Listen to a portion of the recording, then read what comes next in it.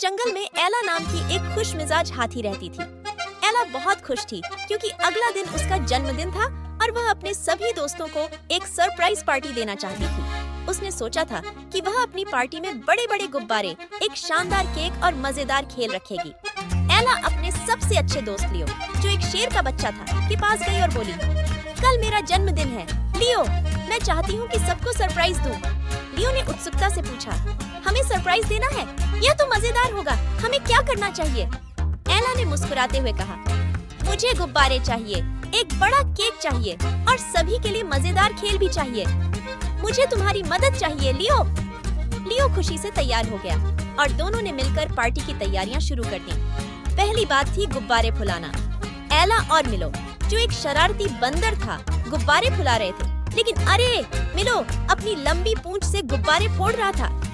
हर बार वह गुब्बारे को थोड़ा हिलाता और पॉप, एक और गुब्बारा फट जाता।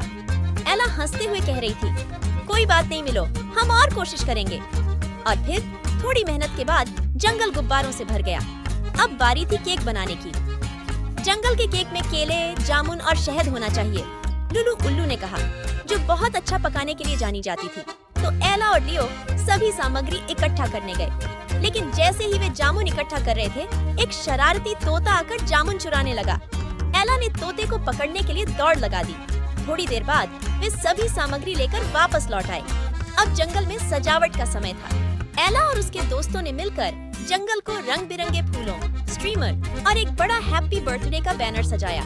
अब एला को इंतजार था कि उसके दोस्त आएंगे और सरप्राइज देखेंगे, लेकिन एला ने सोचा कि वह सबको सरप्राइज देना चाहती है, इसलिए वह एक बड़े पेड़ के पीछे छिप गई। जब सभी जानवर आए तो वे सजावट देखकर हैरान रह गए और फिर जैसा कि एला ने सोचा था, वह पेड़ के पीछे से कूदी और बोली, सरप्राइज!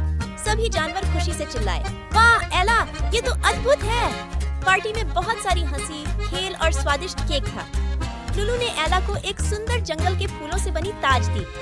हैप्पी बर्थडे एला! लुलु ने मुस्कुराते हुए कहा, यह पार्टी तो कभी नहीं भूलेंगे। और जंगल में आतिशबाजी हो रही थी। एला ने अपने दोस्तों को देखा, गुब्बारों को और सजावट को देखकर वह बहुत खुश हो गई। उसे महसूस हुआ कि यह जन्मदिन उसका अब तक का सबसे अच्छा था। और इस तरह एला हाथी ने यह सीखा कि जन्मदिन का सबसे अच्छा हिस्सा केक या सजावट नहीं, बल्कि उन दोस्तों के साथ खुशी बांटना है जिन्हें आप प्यार करते हैं। Please subscribe and press the bell icon to get the latest videos.